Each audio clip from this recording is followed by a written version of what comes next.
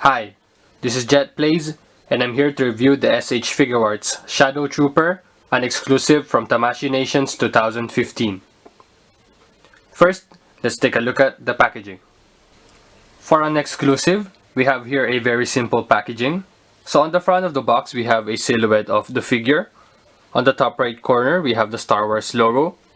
Right here, we have the S.H.Figuarts logo. And beside it, it says Tamashii Nations 2015 and the name of the figure. On the bottom, we have the Tamashii Nations and Bandai logo.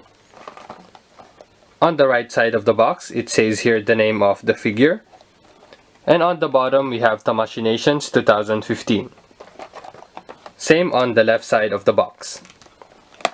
On top, we have the S.H.Figuarts logo. And on the bottom, we have some Japanese.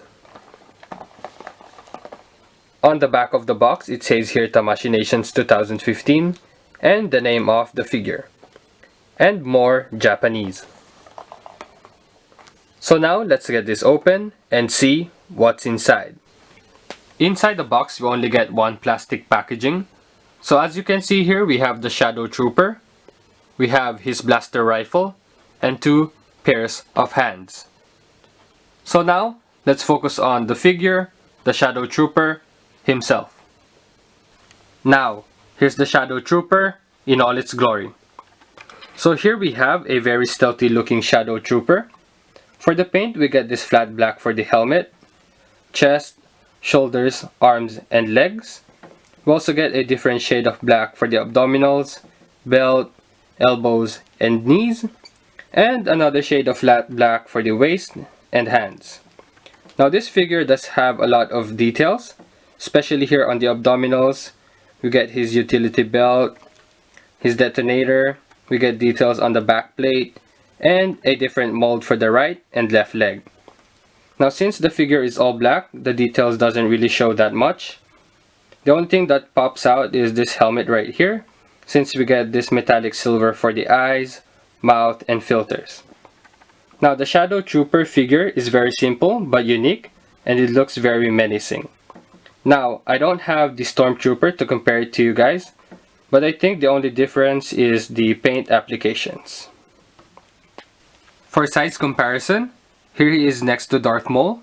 So Darth Maul, to the top of his head, stands for about 14.5 centimeters, while the Shadow Trooper stands for about 15 centimeters. So it's about a 0.5 centimeter difference.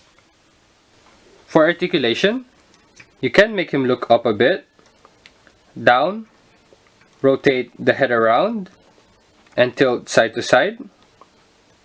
The neck is on a separate joint which you can swing a bit forward and back, and side to side as well. Now the shoulder pieces right here is on a hinge ball joint, so you can pull them out and back, and swing side to side. Now same goes for the arms. So the arms can go out as much as this. You can rotate it full 360. We get a rotation below the shoulders. Double jointed elbows, which can bend only like this, because the armor hinders the mobility. We get a rotation on the arms. A ball hinge for the hands, which can rotate around and swing a bit forward and back. Now the chest is on a separate joint, which you can do a bit of an ab crunch. And you can tilt him back as much as this. But if you tilt him like this, you get these gaps right here. You can also tilt him right and left, and swing side to side. Now the waist is on a separate joint, which you can move him forward as much as this, and back a bit like this. You can also tilt the waist right and left, and side to side. Now the legs can move out as much as this,